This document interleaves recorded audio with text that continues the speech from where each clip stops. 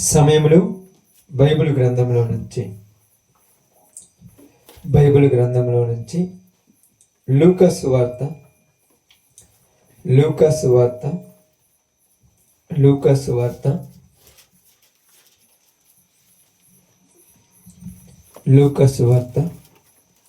11వ అధ్యాయము లూకా సువార్త 11వ అధ్యాయము 27-28 వచనాలు జాగ్రత్తగా చదువుకుందాం. ఆయన ఈ మాటలు చెప్పుచుండగా ఆ సమూహములో నున్న ఒక స్త్రీ ఆయనను చూచి, నిన్ను మోచిన గర్భమును నీవు కుడిచిన స్తనములను ధన్యములైనవని కేకలు వేసి చెప్పగా, ఆయన అవును గాని దేవుని వాక్యము విని దానిని గైకొను వారు మరీ ధన్యులని చెప్పాను. దేవుడి వాక్య భాగం మన మధ్యలో ఆశీర్వదించును గాక. ఆమేన్. కూడి వచ్చిన అందరికి ప్రభునామములో శుభాలు వందనాలు తెలియజేయుచున్నాను. సమయంలో దేవుని యొక్క పరిశుద్ధ గ్రంథంలో నుంచి చదవబడినటువంటి మాట చాలా ప్రాముఖ్యమైనటువంటి మాట.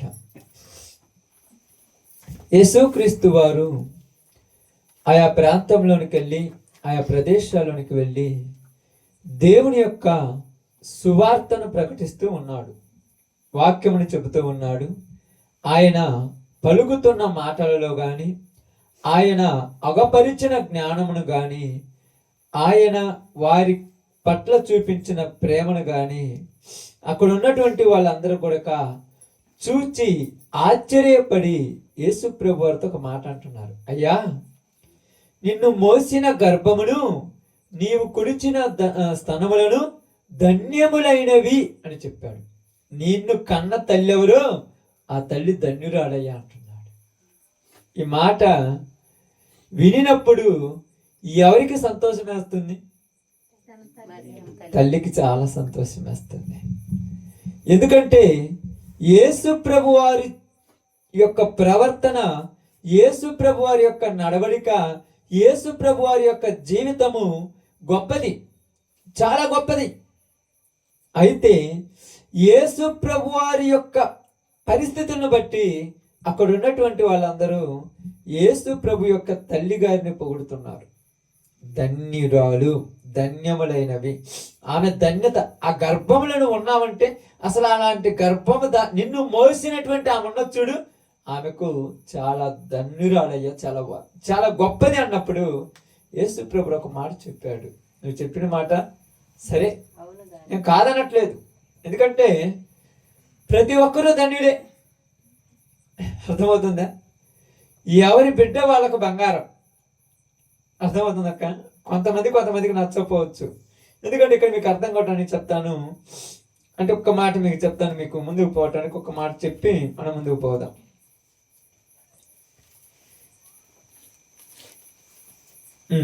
అదే లూకా సువార్త 7వ అధ్యాయము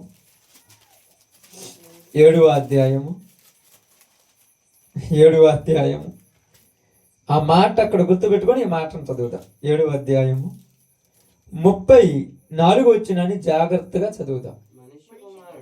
మనుష్య కుమారుడు తినుచు త్రాగుచూ వచ్చెను గనుక మీరు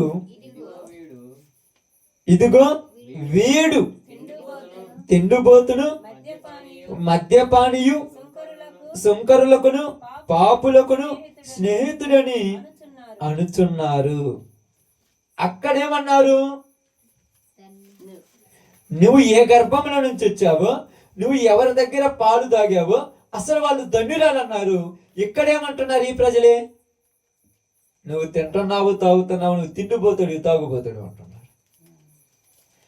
పొగిడిన మనుషులే ఇక్కడేమంటున్నారు? తిడుతున్నారు. అసలు ఇది తిట్టడానికి, వాళ్ళు పొగట్టడానికి గల కారణం ఏంటి ఇక్కడ చెప్పండి. ఒక మనిషిని 2 రకాలుగా అర్థం చేసుకుంటారా? ఇప్పుడు చెప్పాలి. ఒక మనిషిని 2 రకాలుగా అర్థం చేసుకుంటారా? ఇక్కడ తిట్టింది ఎవరిని? దూషించింది ఎవరిని? యేసు ప్రభుని. అక్కడ పొగిడింది ఎవరిని? యేసు ప్రభుని. ఇప్పుడు ఏమన్నారు? అసలు అట్టటోడి కన్నావమ్మా, అసలు అట్టటోడు పుట్టకపోతే బాగుండు, వాడు తాగుపోతాడు, తిండిపోతాడు, మద్యపాని, అదే కదా అన్నాడు, మద్యపాని కొట్టువాడు.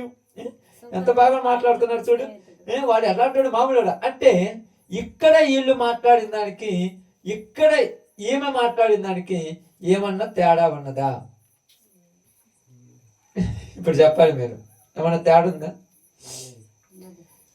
లేదా? ఉన్నది. ఏం తేడా ఉంది? అక్కడ దూషిస్తున్నారు, ఇక్కడ పొగుడుతున్నారు. అక్కడ దూషించింది ఎవరిని? యేసు ప్రభుని. ఇక్కడ పొగిడింది ఎవరిని? ఇప్పుడు పొగిడింది, దూషించింది ఒక వ్యక్తిని. ఈ వ్యక్తి ఒకలకు అలా కనపడుతున్నారు, మరొకలకు ఇలాగ కనపడుతున్నాడు. ఇప్పుడు తప్పెవరిది? తప్పు చూసే వాళ్ళదే, ఏమో తప్పు లేదు.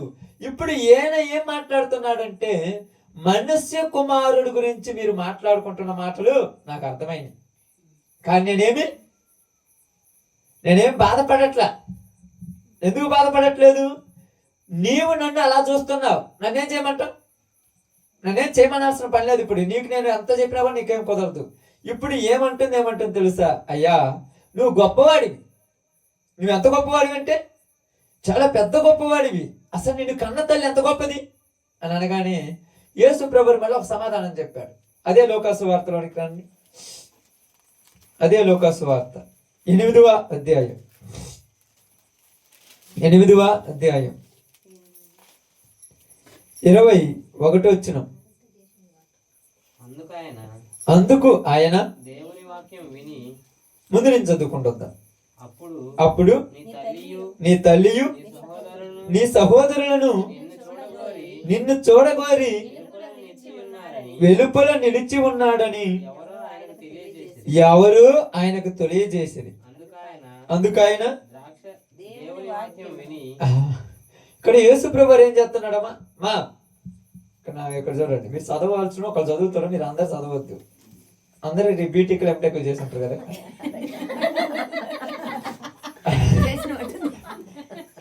అందుకే కదా వద్దన్న కూడా చదివేస్తున్నారు బైబిల్ని. ఇంట్లో బైబిల్ తీసి చదవమంటే ఒక్కళ్ళు చదవరు.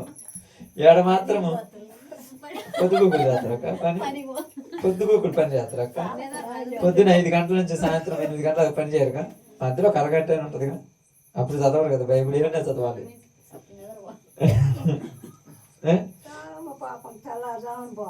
మళ్ళీ 6ంటికే కదా వచ్చేది, ఒక అరగంట నుంచి ఖాళీ ఉండదు కదా. అంత మాత్రం మీరు పనులు చేస్తే నేను కూడా ఇప్పుడు నాదేమి అమెరికా కాదు, నాది కూడా పక్కన పల్లెటూరే. పల్లెటూరులో వాళ్ళ పనులు ఎన్ని గంటలకు పోతారు, ఎన్ని గంటలకు పోతారు నాకు కూడా కొద్ది ఒకప్పుడు తెలుసు, అంత ఎక్కువ తెలియకపోవడం.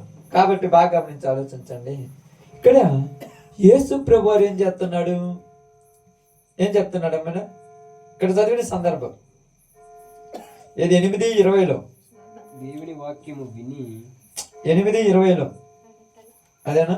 ఆయన తల్లియు ఆయన సహోదరులు నిన్ను చూడగోరి వెలుపల నిలిచి ఉన్నారని.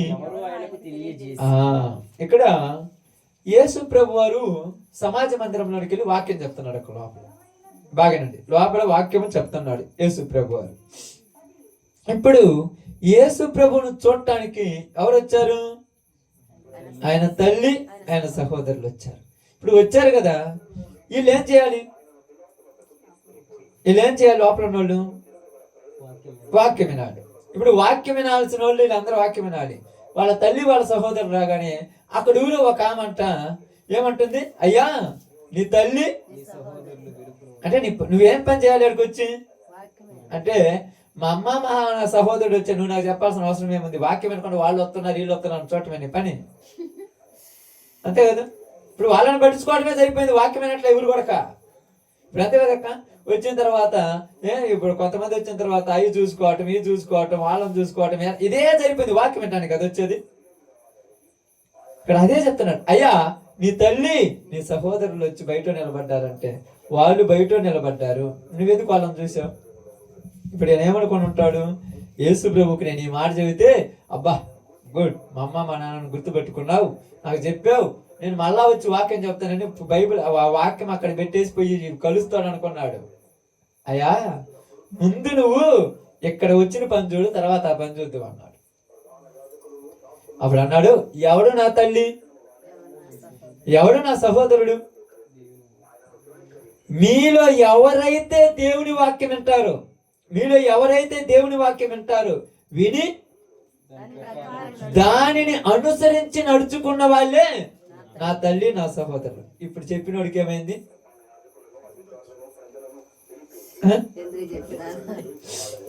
నేను వాక్యం వినకుండా పక్కన గురించి చూస్తున్నానని నాకేమని అట్టగా నాకు సెటైర్లు వేసాడు, ఈసారి ఆయనకేం చెప్పకూడదు అనుకున్నాడేమో. ఇప్పుడు బాగా ఆలోచించి ఆలోచించి ఇక్కడ చదవబడిన సందర్భం ఏంటంటే, ఎవరు నా తల్లి, ఎవరు నా సహోదరులు? మీలో ఎవరైతే దేవుని వాక్యం విని దాని ప్రకారం నడుచుకుంటారో వాళ్ళే నా తల్లి నా సహోదరులు. ఇప్పుడు ఇక్కడికి రండి, ఇక్కడ 11:28లోనికి రండి, 11:28లోనికి రండి. నిన్ను మోసిన గర్భమును నీవు కుడిచిన స్తనములను ధన్యములైనవి, ధన్యములైనవి అంటే ఇక్కడ ఎవరితో మాట్లాడుతున్నారు? నిన్ను కనినటువంటి నీ తల్లి చాలా ధన్యురాలు, ఆమె గొప్పది అనగానే యేసు ప్రభు వారు ఏమన్నాడంటే, అయ్యా నా తల్లి గొప్పదే, మరి నా తల్లి ఎవరు? ఎవరు నా తల్లి నా సహోదరులు ఎవరు? మీలో ఎవరైతే వాక్యమైన దాని ప్రకారం నడుచుకుంటారో మీరే నా తల్లి నా సహోదరు. మరి ఆమె అసలు బాగా గమనించి ఆలోచించబడి ఆమె కాదా? అందుకేమన్నారు చూడండి అక్కడ, అవును గాని దేవుని వాక్యమును విని దానిని గైకొని వారు మరీ ధన్యులు. నువ్వేమన్నావు? నన్ను కన్నోళ్ళు ధన్యులు అంటున్నావు. నేనేం చెప్తున్నాను? ఈ చెప్పిన మాటలిని దాని ప్రకారం నడుచుకుంటే నువ్వు ఆమె కంటే గొప్పదాన్ని, నువ్వు ఆమె కంటే, నువ్వు వాళ్ళకంటే గొప్పదాని. అందుకు నువ్వేం చేయాలి తెలుసా? వాక్యం విని దాని ప్రకారం నడుచుకోవాలి. వచ్చిన వాళ్ళందరికీ ఏం జరిగిందంటే వాక్యం వినకుండా ఏదేదో పడుచుకుంటున్నారు. యేసు ప్రభు కోపం వచ్చేసింది. యేసు ప్రభు చేసిన కార్యాలు చూసి యేసు ప్రభుని పొగిడేస్తుంది ఆమె. అక్కడ ఒక ఆయన చెప్తేనేమో అక్కడ ఒక ఆమె యేసు ప్రభు తల్లి యేసు ప్రభు సహోదరుడు వచ్చాడని ఆయనకే చెప్పేస్తుంది. ఇంక వచ్చిన వాళ్ళు ఏం చేయడానికి? వాక్యం వినడానికి కదా వచ్చింది వాళ్ళు, అవునా కాదా? వాక్యం వినడానికి వచ్చిన వాళ్ళు మీ అమ్మ గొప్పది, మీ నాన్న గొప్పడు, నువ్వు వేసుకొని వచ్చిన బండి గొప్పది, అసలు నీ లెవలే గొప్పది, ఈ చెప్పేది. మీరు వచ్చింది వాక్యం వినడానికి, వాక్యం వినకుండా ఈట గురించి పొగుడుకోవడం పడిపోయింది. అదే కదా జరిగింది. మీ అమ్మ చాలా గొప్పది, మీ అన్నోళ్ళు మీ తమ్ముళ్ళు వచ్చారు అంటే ఎవరు వస్తారో ఎవరు పోతారో ఎన్ని చూడటానికి అని మీరు వచ్చేది వాక్యం వినడానికి కదా. అందుకని అన్నారు, మీకు ఏమర్థం కావాలంటే వాక్యం విని దాని ప్రకారం నడుచుకున్న వాళ్ళే నా తల్లి నా సహోదరులు. ఎందుకంటే నన్ను శరీర రీతిగా భూమి మీదకి తీసుకొచ్చినామా ధన్యురాలని మీరు అన్నారు కాబట్టి ధన్యురాలే కాదనట్లేదు. కానీ మీరు వాక్యం విని దాని ప్రకారం నడుచుకుంటే ఆమె కంటే మీరు ఎక్కువ ధన్యులు, ఆమె కంటే మీరు ఎక్కువ ధన్యులు. అంత ధన్యులుగా మీరు కావాలంటే వాక్యము వినాలి. ఇంకొక ధన్యులు అన్నారు తెలుసా మీకు? నేను లోకాసు వార్త 23వ అధ్యాయం అనుకుంటాను, చూద్దాం బైబిల్ గ్రంథంలో నుంచి.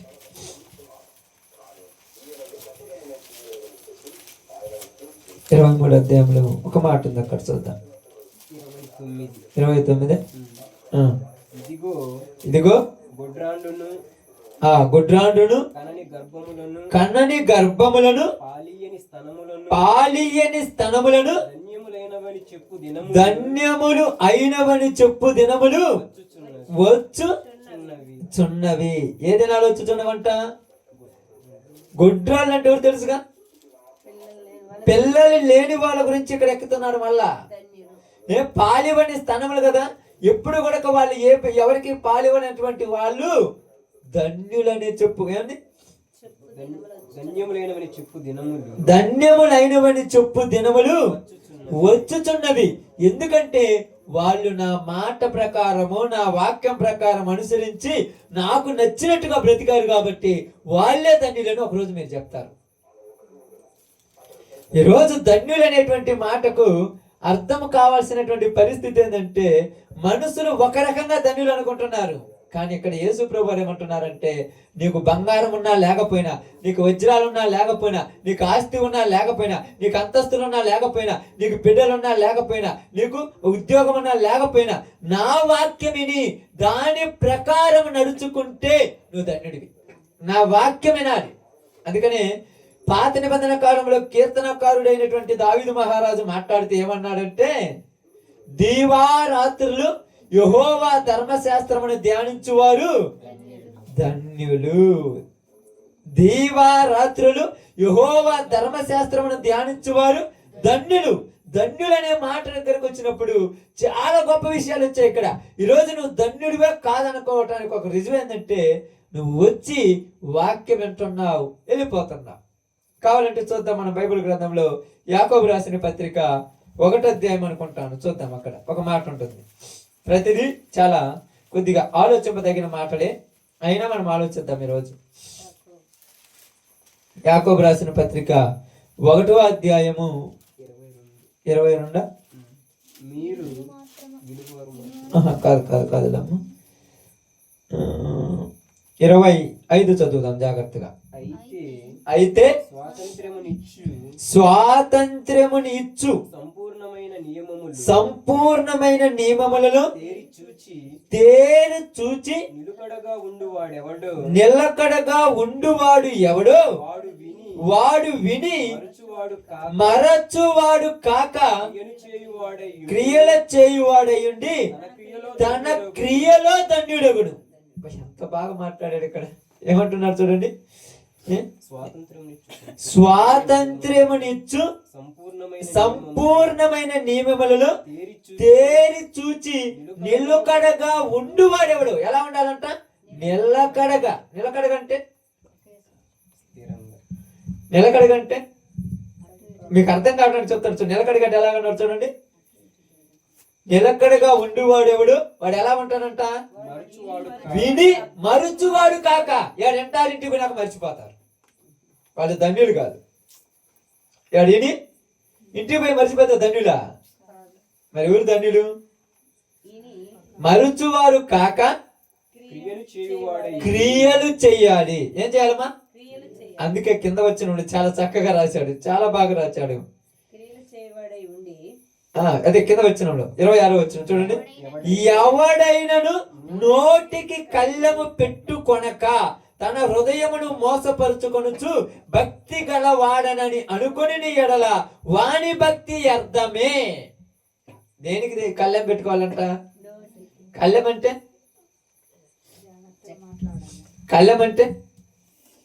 కళ్ళెం అంటే తెలుసు అక్క?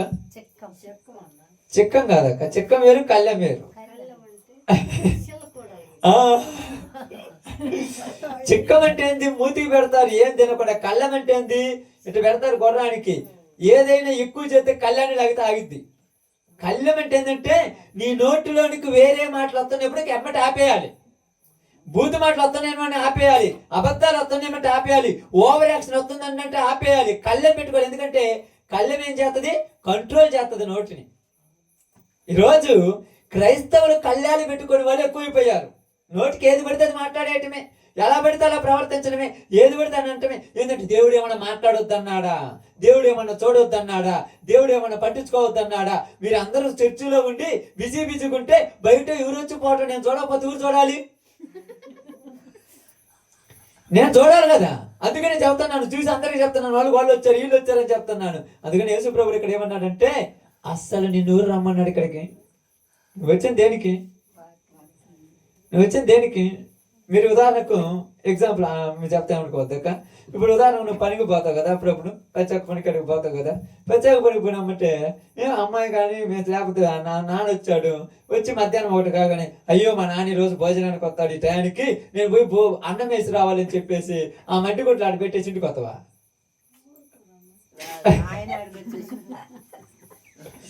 మధ్యాహ్నం అన్నమడి పెట్టాను, ఆ పాత్రలు ఉంది, వేసుకొని తిన్నాను అంటావు. అంతేకాదు, అంతకుమించి ఏం కాదుగా. నువ్వు వెళ్ళిన పనిని ఆడ పర్ఫెక్ట్ గా చేస్తేనే కూలి వచ్చేది. ఈడ మాత్రము ప్రార్థన కానీ వాక్యం వింటానికి వచ్చి ఒకసారి ఏమో ఫోన్ మాట్లాడను, ఒకసారి ఏమో ఇంటికి పోను అంటాను, ఒకసారి ఏమో పాసు పోసుకొని అంటాను, ఒకసారి ఏమో అట్ట అంటానికి ఇట్ట అంటానికి, ఒకసారి ఏమో నిద్రపోయేస్తాను అంటానికి పోతే ఏడ కూలి ఉడియాలి ఎత్తరమ్మా? నువ్వు పనికి పోతే మాత్రం పర్ఫెక్టే కదా?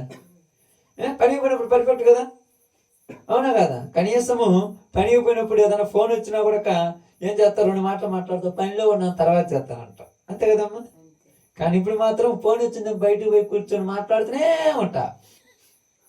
ఇది పెద్ద ఇంపార్టెంట్ కాదు కదా. అందుకని దేవుడు ఏమన్నాడు, విని మరుచువాడు అయితే నువ్వు ధన్యుడు కాదు. ఈరోజు ఇక్కడ కూర్చున్నాం చూడండి, మనం సంఘముగా ఉన్నటువంటి 4 మైన 100 మందిమైన 1,00,000 మందిమైన విని పాటించాలి. పాటించడం అంటే ఏం తెలుసా? పాటించాలంటే అర్థమైంది, నోటికి కళ్ళెం పెట్టుకోవాలి. నోటికి కళ్ళెం ఎందుకు పెడతారంటే, అల్లివి కాని వాటికి నోటికి కళ్ళెం పెడతారు. అన్నిటికీ కళ్ళెం, ముక్కుతాడు అంటారు, మొగదాడు అంటారు. కళ్ళెం అనేది ప్రతి గుర్రానికి కళ్ళెం వేస్తాడు.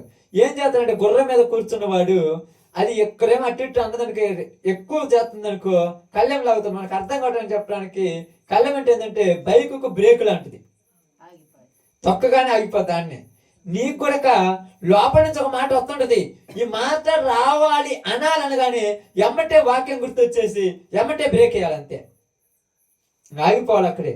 ఏదేదో మాట్లాడుతున్నవే, ఏం లేదులే, ఏదో మాట్లాడుతున్నవే, ఏం లేదులే, తెలుసుకోవాలన్నంత ఆశ నీకెందుకు? ఏం లేదు, వదిలేయి అంటే నీ నోటి నువ్వేం చేసుకున్నావు? ఆమేన్, కట్టడి చేసుకున్నావు. నీ నోటిని అదుపులో పెట్టుకున్నావు. నోటిని అదుపులో పెట్టుకున్న నీవు మనస్సును కూడా అదుపులో పెట్టుకోవాలి. ఇక్కడ మనసు కూడా తిరిగి వస్తుంటది. పని బాటలేదుగా మనిషికి కాదు, మనిషికి పని బాట ఉంది, మనసుకు పని బాటలేదు. ఆడబడితే ఆడ తిరిగి వస్తుంటది, తెలుసా తెలియదా? ఆడేం తిరిగి వస్తుంటది. మీరు ఎక్కడ కూర్చొని ఉంటారు కానీ ఆడేం చేస్తున్నారు, వీళ్ళు ఏం చేస్తారు, ఎట్ట పోయి తిరిగి వస్తుండదో.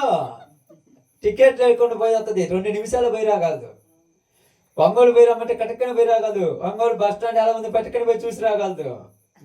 ఒంగోలు బస్ స్టాండ్ అని కానీ గుర్తొచ్చేది పోయి వస్తుంది అమ్మట ఆడకి. ఎక్కువ నిమిషాలు కూడా ఆడతారు. మా నాన్న వాళ్ళు ఏం చేస్తారు, మా అమ్మ వాళ్ళు ఏం చేస్తారు, మా పిల్లలు ఏం చేస్తారు, ఎమ్మటే పోయి చూసి ఎమ్మటే వచ్చేస్తుంది. ఎక్కువ ప్రయాణించడానికి పనికోలేదంటే ఒక వ్యక్తి చెప్పాడు, ప్రపంచంలో అన్నిటికంటే వేగంగా ప్రయాణించేది ఏంటంటే మనసు అంట. అది పని బాటలేదు, ఏడాది తిరిగి వస్తుంటది. అందుకని ఏడ నిన్ను నన్ను కూర్చోబెట్టి అది పోయి బాతకని కొట్టేస్తుంటది. దేశం మొత్తం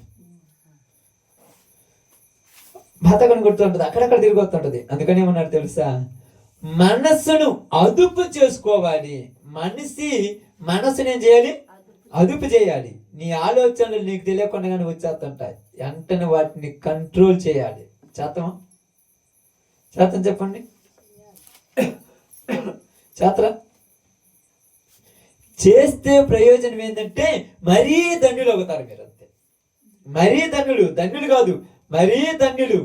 ఆ మరీ ధన్యులుగా ఉండాలంటే మన జీవితంలో మనం ఏం చేయాలి తెలుసా? విని మరిచిపోకూడదు. ఇప్పుడు మరిచిపోకుండా ఉండాలంటే ముందేం చేయాలి? మరిచిపోకుండా ఉండాలంటే ముందేం చేయాలి? వినాలంటే నువ్వేం చేయాలి? మనసుని ఎక్కడనే పెట్టాలి. మనసుని ఎక్కడనే పెడితే నువ్వు ఎక్కడ తిరగవు, ఎక్కడ పెడితే ఆడ తిరగవు కదా. అప్పుడప్పుడు మీరు చాలాసార్లు ఎక్కడికైనా పోయినప్పుడు ఏమనిపిస్తుంది తెలుసా? అటు ఇటు పిలుస్తున్నప్పుడు ఏం పని ద్వారా పిలుస్తుంటారు. మీ మనసు కండిషన్ ఉండడానికి ఒక ఎగ్జాంపుల్ చెప్తాను. అంటే ఇక్కడే ఉందని చెప్పడానికి ఒక ఎగ్జాంపుల్ చెప్తాను. ఏంటంటే ఒక ఎగ్జాంపుల్, మీకు ఎప్పుడైనా సినిమా అది సీరియల్ చూసి అలవాటు ఉందా? ఇప్పుడైతే లేదు, ఇంతకుముందు ఉన్నట్టుంది, ఉన్నది కదా. సీరియల్ చూసేటప్పుడు ఆ టైంలో నీ మనస్సు మనిషి ఒకే చోట ఉంటారు. అప్పుడు ఎంత కంట్రోల్గా ఉంటామంటే ఆ నుంచి ఎవరో ఒకళ్ళు వస్తుంటారు, పాపం ఒకళ్ళు వస్తుంటారు. ఈ పక్కన ఉన్నాడు ఆ గోడ చాటునే ఉంటాడు. ఇప్పుడు ఈడేమంటున్నాడు, ఏదో ఫోన్ మాట్లాడుతుంటే వీళ్ళేమంటారు, గోడ పక్కన వింటున్నాడు అంటావు. అంటే నీ మనసు కంట్రోల్ అయిపోయింది, అక్కడ నిమగ్నం అయిపోయింది. వాడు గోడ పక్కన వింటున్నాడు కూడా వాడు నీకు తెలిసిపోద్ది, వాడికి తెలుసాడా? ఇప్పుడు మనసు కంట్రోల్ ఒకలొక్కంగా ఉన్నాయి. కానీ చర్చిలకు మాత్రము పిల్లలు ఏం చేస్తారు, రేపు పొద్దున్న 8 గంటలకు లేయాలి, 9:30 అయింది ఇంకా వదిలిపెట్టలేదు, పొద్దున్నే లేస్తున్నా లేయను, ఈ మనసు తిరుగుతూ ఉంటది. ఇలా తిరుగుతుంటది. ఇంకా ఇలా తిరుగుతున్నప్పుడు నువ్వు ఏడ కంట్రోల్గా ఉండగలవు? అప్పుడు నువ్వు విన్నది ఏడ గుర్తుంటది ఉంటుందా? అందుకని ఇక్కడ ఏమన్నాడంటే, దేవుని వాక్యముని విని దానిని గైకొని వారు మరీ ధన్యులు. నువ్వు మరీ ధన్యులుగా ఉండాలంటే వాక్యము వినాలి. వినాలంటే నీవు నీ మనసు ఎక్కడే ఉండాలి, ఎక్కడికి పోయి రాకూడదు, ఎక్కడే ఉండాలి. అప్పుడప్పుడు మీరు పాపం ఇంతకుముందు చూసినప్పుడు సీరియల్స్ చూసినప్పుడు పాపం పోయి ఉంటుంది, ఇంటికి రాగా నీళ్ళు ఇవ్వమంటే తెసుకోపో 3 సార్లు పిలిచినా కూడా గుర్తు వినపడుద్దా? 30 సార్లు పిలిచినా కూడా ఆ భర్త కానీ పిల్లలు కానీ ఆ నుంచి వచ్చి ఇటు పోయి లోపల పోయి ఏదో చేసి మళ్ళా పోతున్నా కూడా కానరారు. కనపడతారా? అంటే నీ మనసు అక్కడే ఉన్నావు, కానీ చర్చిలో గుక్కగానే అలా అడేది బలి పిల్ల పోయినట్టుంది, ఏడైనా తేమ పిల్ల పోయినట్టుంది, ఇటేది కుక్క పిల్ల పోయినట్టుంది. ఆడ కుక్క పిల్ల కాదు, నీ కిందికి పాము పోయినా కూడా నీకు అర్థం కాదు. ఆడేదంటే ఏదో ఒకటి ఉంటుందిలే, ఇంత మంచి మూమెంట్ డిస్టర్బ్ చేస్తున్నా, ఏదో ఒకటి ఉంటుంది. ఆడ వచ్చింది కప్ప అని తెలుసు, పాము అని తెలిసి అసలు పట్టించుకోవు. ఎందుకంటే నీకు ఆ నీ మనస్సును నువ్వు దాని మీద నిమగ్నం పెట్టావు. రేపు ఉదయం పోయిన తర్వాత రేపు సాయంకాలం ఉంటుంది కదా, మళ్ళా 7 గంటలకి ఎక్కడ అయిపోయిందంటే ఆ ఫోన్ తీసుకొని వాడికి ఇస్తున్నాడు, ఆడ అయిపోయింది. ఇప్పుడంట ఫోన్ ఎత్తురా ఈడు, మరుసటి రోజు మొత్తం అదే టెన్షన్, ఫోన్ ఎత్తురా ఈడు, ఫోన్ ఎత్తురా ఈడు. తొందరగా చూడాలి. 6 గంటకి రెడీ అవుతావు, 6:45కి అంతా సిద్ధం చేసుకుంటావు, 6:50కి అన్నం పొయ్యి మీద పెట్టేస్తావు, 6:55కు కరెక్ట్గా వచ్చి కూర్చుంటావు. ఇంకా 7 కాలేదు, ఇంకా 7 కాలేదు అంటావు. అవగానే ఫోన్ ఎత్తడా ఏటో, ఫోన్ ఎత్తడా ఏటో. ఈ టైంలో ఫోన్ చేసినాడు స్విచ్ ఆఫ్ వేసి పక్కన నొక్కేస్తావు. ఊరైనా మర్చిపోయి ఫోన్ చేసినాడు అనుకో, స్విచ్ ఆఫ్. ఎందుకు? అసలు ఆమెకు ఫోన్ ఎత్తడా లేకపోతే ఫోన్ ఇయ్యడా? ఆవిడ ఫోన్ ఇదిగో ఫోన్ అనేటట్టు ఆపేస్తాడు. అంతే కదా, సీరియల్ అవి కదా, సస్పెన్స్ పెట్టేస్తాడు. మధ్యలో ఉండదు. ఇంకా రేపు మధ్యాహ్నం దాకా ఇదే మైండ్ లో ఉంటుంది, ఏరేది ఉండదు. రేపు సాయంత్రం దాకా అదే కంట్రోల్. ఇస్తుందా ఇయ్యడా, ఇస్తే ఏం చెప్తాడు, అసలు అది తెలుస్తుందా తెలియదా? ఇంకా రేపు మధ్యాహ్నం ఆ టైం వచ్చిన తర్వాత ఇచ్చిండే కదా, తర్వాత ఆ టైం దాకా నీ మనసుని ఏం చేస్తున్నావు? అదే దాని మీద ఉంచుతాను. అదే విధముగా వాక్యం వినేటప్పుడు నీ మనసును వరకు వచ్చే ఆదివారం దాకా రేపటి దినానికి నన్ను నేను సిద్ధం చేసుకున్నాను దాని మీద ఉంచాలి అంటాము. పోయిన వారం చెప్పింది ఇప్పుడు గుర్తుంటుందా? నిన్న చేసింది ఈ రోజుకి మనకు గుర్తుండదా? ఇప్పుడైతే రోజు వస్తాయి సీరియల్. ఇంతకుముందు అయితే వారానికి ఒక్కసారి వస్తాయి సీరియల్. అంతరంగాలని అవి ఒకటి ఉండేవి. ఆ వారానికి ఒక్కసారి వస్తాయి. శుక్రవారం అయిపోతే మళ్ళా శుక్రవారమే వచ్చేది. ఆ శుక్రవారం దాకా అది కనిపెట్టుకొని చూస్తుంటాం. వారం అంతా గుర్తు. అంటే అంత టాలెంట్ ఇది. మీరు అనుకుంటారు మాకు తిక్కలో అంత లేదు. మీ మైండ్ అంత షార్ప్ పని చేస్తుందంటే నచ్చిన దాన్ని లోపల పెట్టుకుంటే చచ్చిపోయేదాకా దాన్ని పక్కకు తీసేయం. అంత షార్ప్ ఉంటాయి మన మైండ్లు. అందుకని ఇక్కడ అదే చెప్తున్నాడు, దేవుని వాక్యముని విని దానిని గైకొని వారు. విన్నావు, గైకొనాలి. విన్నావు, ఏం చేయాలి? గైకొనటం అంటే తెలుసా? గైకొనటం అంటే తెలుసమ్మా? అనుసరించి నడవాలి. గుర్తు చేసుకోవడం అంటే గుర్తు కాదు, అనుసరించి నడవాలి. నీ నోటిలోనికి వస్తుండగానే బైబిల్ గ్రంథంలో ఎదుటి వారిని తిట్టొద్దని రాయబడింది కాబట్టి నేను తిట్టనంతే. వాక్యం గుర్తొచ్చేసింది. ఏం చేసా? వాక్యం గుర్తు రాగానే నోటికి కళ్ళం పెట్టుకున్నావు, ఆగిపోవాలంతే. అవునండి. ఇంతకుముందు చిన్నదానికి పెద్దానికి తిట్టేదాన్ని ఈ మధ్య అసలు తిట్టట్లేదంటే ఈ మధ్య ప్రార్థన పోతున్నాడు అయ్యా. అందుకే బాగా మార్పు వచ్చింది నీలో. అంటే నోటికి కళ్ళం పెట్టుకుంటే నువ్వు అన్నిటినీ కంట్రోల్ చేసుకుంటావు. అందుకని ఇక్కడ బాగా ఆలోచించినప్పుడు ఇక్కడ మనం ఒక్క విషయాన్ని గమనించినప్పుడు యేసు ప్రభు వారు చెప్తున్నాడు, ఇదిగో మీరు మాట్లాడినట్టుగా నా తల్లి నా సహోదరులు కాదు నాకు ముఖ్యం. నేను వాళ్ళని పక్కనే పెట్టాల్సి పెట్టుకున్నాను. నాకు మనిషి జీవితంలో ప్రాముఖ్యమైనది ఏంటిది? వాక్యం ప్రాముఖ్యమైనది. అందుకన్నాడు, నా వాక్యంని విని దాని ప్రకారం నడుచుకుని వారే మరీ ధన్యులు. ఎందుకంటే తల్లి భూమి మీదకి తీసుకురాగలదు. అంటే ఆ గర్భంలోనికి ఉంచి ఒక 9 నెలలు 10 నెలలు లోపల ఉంచుకొని బయటికి తీసుకురాగలదు. వచ్చిన తర్వాత చనిపోయిండో బతికిండో కూడా కంట్రోల్ చేయాల్సిన పని లేదు, దేవుడి చేతులు ఉంటుంది. ఒకవేళ వచ్చినమ్మటే ఏడవలేదు అనుకో, ఏం చేయమంటావు, ఇలాంటి వాడు పుట్టాడు అంటుంది. కన్ను లేకపోనా అంటాడు. కానీ ఇక్కడేం చెప్తున్నాడంటే ప్రతిదీ ఆయన స్వాధీనంలో ఉంది. పుట్టడానికి దేవుడు పర్మిషన్ ఇస్తేనే నువ్వు పుట్టావు. పుట్టిన తర్వాత నువ్వు చచ్చిపోవటం కూడా దేవుడు పర్మిషన్ ఇవ్వాలి. అంటే సమస్తము ఎవరి స్వాధీనంలో ఉంది? దేవుని స్వాధీనంలో ఉంది. ఇప్పుడు దేవుడి గొప్ప, ఇక్కడ బాగానండి, దేవుడి గొప్ప, ఈ తల్లిదండ్రులు గొప్ప. వాళ్ళకు మరి తల్లిదండ్రులు తక్కువ అన్నాడా? ధన్యులే. నేను కాదన్నట్టు ఏమన్నాడు? ధన్యులే. కానీ వాక్యం విన్నవాడు మరీ ధన్యులు. ఈరోజు మనము దేవునికి ఇచ్చిన తిలువ మిగతా వాటికి ఇస్తున్నామా, లేకపోతే మిగతా వాటికి ఇచ్చిన తిలువ దేవునికి ఇస్తున్నామా? చెప్పండి. దేవునికి ఎక్కువ ఇస్తామా, ఏటికి ఎక్కువ ఇస్తామా? చెప్పండి, ప్రార్థన చేస్తాను.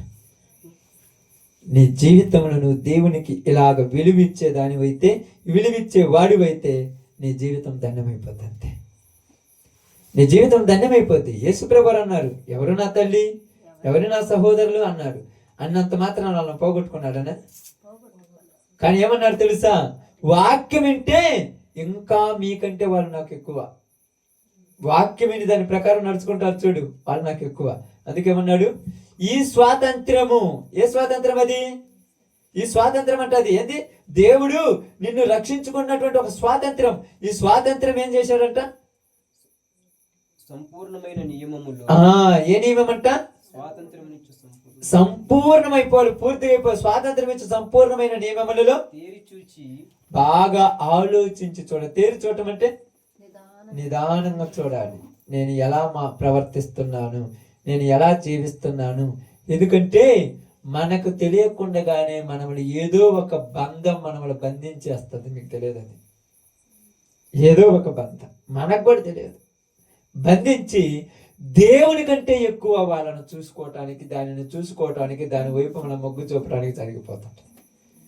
మనం అనుకుంటాం దేవుడి కంటే ప్రాముఖ్యం కాదని. కానీ నీకు నాకు తెలియకుండానే ఏదో ఒక దాంట్లో బంధించబడి ఉంటాం.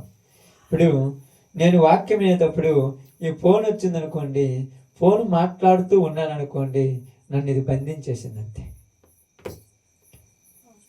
అందుకే చాలాసార్లు, మీకు తెలుసో తెలియదు కానీ, నేను చాలాసార్లు దేవుని మందిరంలోనికి అడుగు పెట్టిన తర్వాత మొబైల్ ఫోను సైలెంట్లో అది పెట్టాల్సింది, స్విచ్ ఆఫ్ చేసి పెట్టాలి.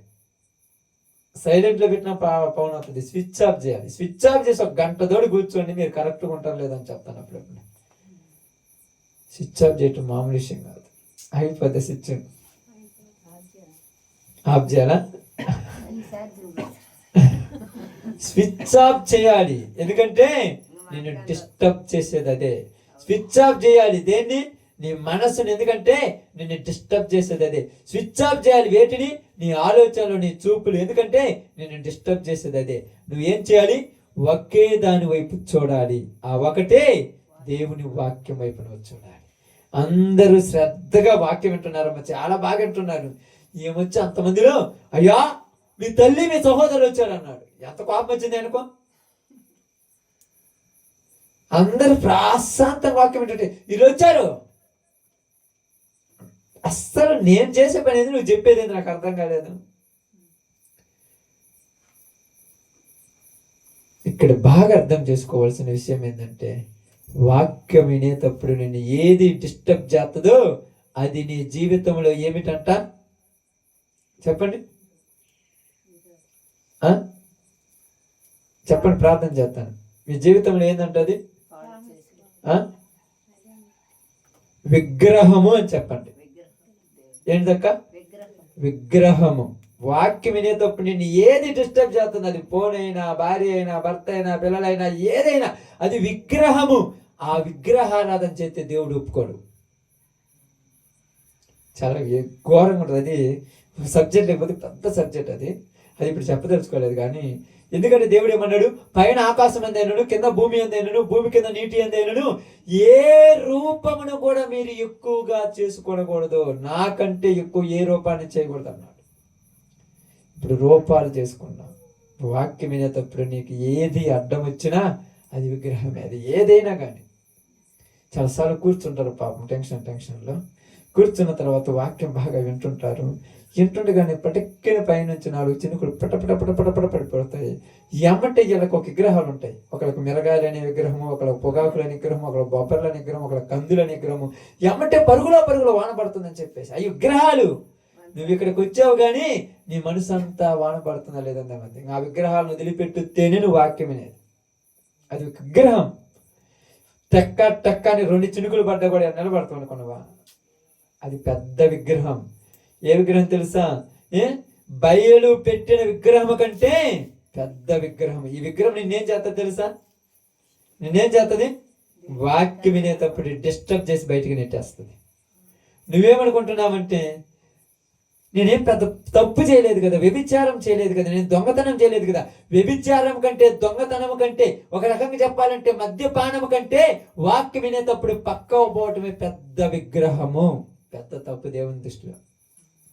అది మామూలు విషయం అనుకున్నారు. బైబిల్ గ్రంథాన్ని మీరు బాగా చదివితే, ఇదిగో ఇశ్రాయేలు నిన్ను రమ్మన్నవాడెవడు? నువ్వు వచ్చిన మాట విని వాటి ప్రకారం చేయకపోతే మొదటి స్థితి కంటే కడపడి స్థితి నీ చేతి నిశ్చయంగా తగలబడిపోతే మీ ఇష్టం, జాగ్రత్త అన్నాడు. ఎంత ఘోరాతి ఘోరంగా చెప్పాడు తెలుసా? ఎంత బాగా మాట్లాడాడు తెలుసా? ఇదే నిజంగా కొన్ని విషయాలు నేను అప్పుడప్పుడు మీకు శ్రద్ధగా చెప్పాలని ఆలోచిస్తుంటాను. ఎందుకంటే నువ్వు పరలోకం వెళ్ళేటట్టు నిలబడాలి. వెనుకడుగు వేయటం పెద్ద ఈజీ అనుకుంటారు, కష్టం అనుకుంటారు. చాలా ఈజీ. ముందుకు నడవటమే కష్టం. మీకు కొన్ని అలవాట్లు ఉంటాయి, వాటిని పోగొట్టుకోవడం చాలా కష్టం. అలవాటు చేసుకోవడమే ఈజీ. విగ్రహారాధన అంటే మీరు ఏదో అనుకుంటున్నారు. దేవుని కంటే ఎక్కువగా దేని ప్రేమిస్తుంది? విగ్రహం. ఆ దేవుడు ఏమై ఉన్నాడు? ఆ వాక్యమే శరీరధారిగా మన మధ్యకు వచ్చను అని యోహాను సువార్తలో రాయబడింది. ఆ వాక్యాన్ని పక్కన పెట్టేసి ఇప్పుడు వేరే దాన్ని పక్కన పెట్టుకున్నావుగా. అందుకే చాలా సార్లు వాక్యం చెప్పితే ఇప్పుడు ఎవరైనా డిస్టర్బ్ చేస్తే నేను ఏమంటే బయటకు పోమని చెప్తాను. చర్చలో ఎక్కడికైనా వాళ్ళు అంటారు మమ్మల్ని ఎందుకు పొమ్మన్నాడు. వాళ్ళు దరిద్రాలు.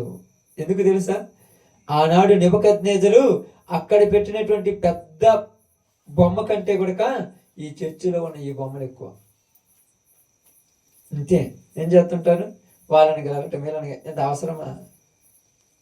అందుకని ఈరోజు మీ అందరితో నేను చెప్పిన ఒక చిన్న మాట ఏంటంటే, ఎవరు ధన్యులు?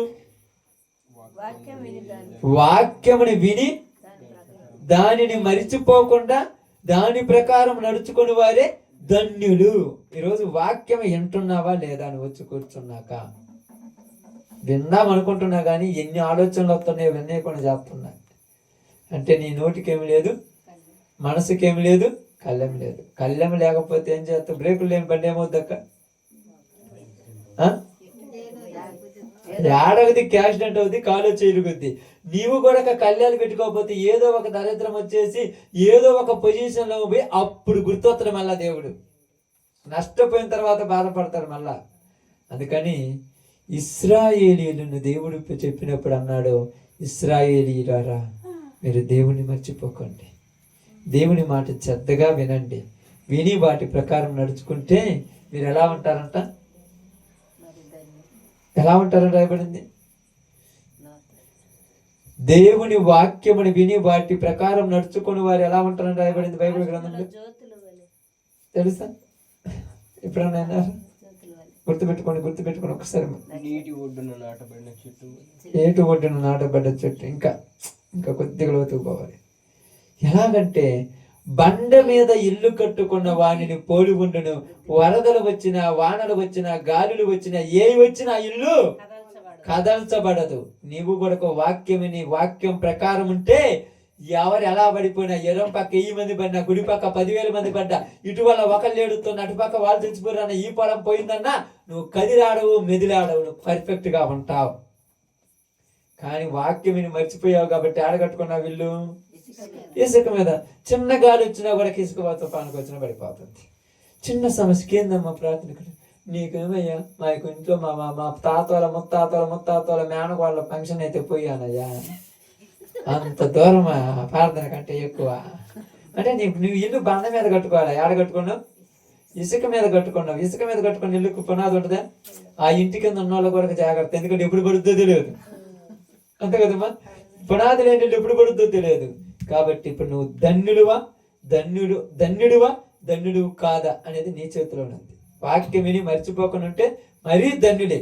నీవు ఇంటికి మీద ఇల్లు కట్టుకున్నవాడి, కానీ వాక్యం విని మర్చిపోతే ప్రభువా ప్రభు అని పిలుస్తున్నాము కానీ పరలోక రాజ్యంలో ప్రవేశించలేం. కాబట్టి నీకు నాకు మనందరికీ బైబిల్ గ్రంథం ద్వారా తెలియజేయబడిన ఒక చిన్న మాట ఏంటంటే, నువ్వు మరీ ధన్యుడివి. వాక్యమని దాని ప్రకారం నడుచుకుంటే మరీ ధన్యుడివి. వాక్యము వినేటప్పుడు, వాక్యము చెప్పేటప్పుడు, వాక్యములో ఉన్నప్పుడు, దేవుని ఎదురుగా ఉన్నప్పుడు నీకు ఏది అడ్డం రాకూడదు. అడ్డం వచ్చిందంటే అది పెద్ద గుదెబండ. అదేదైనా అడ్డం రాకూడదు. అతనే అంటాడు, అతనే అనుకో, మీరు రేపు నుంచి వాటిని కొద్ది దూరం పెట్టండి. ఇప్పుడు అంటారు ప్రార్థన పోతున్నా ఇంట్లో మూలన తీసేసి ఒకటి, నేను ప్రార్థన పోయినంత మాత్రాన అవి ఉంచుకుంటున్నా, చూద్దరు కావాలంటే అంత శుభ్రం చేసి పెట్టున్నా, మొత్తం తీసేసాడు. బైబిలే ఉంది, ఆడ తీసావు. మరి ఆడ తీసావు. పాస్టర్ గారు వస్తే మనం అనుకుంటాం, ఆడ తీసావు, ఎన్ని తీసి లోపల ఆడ పెట్టుకున్నా, తీసేసావు. మీ యేసు మరి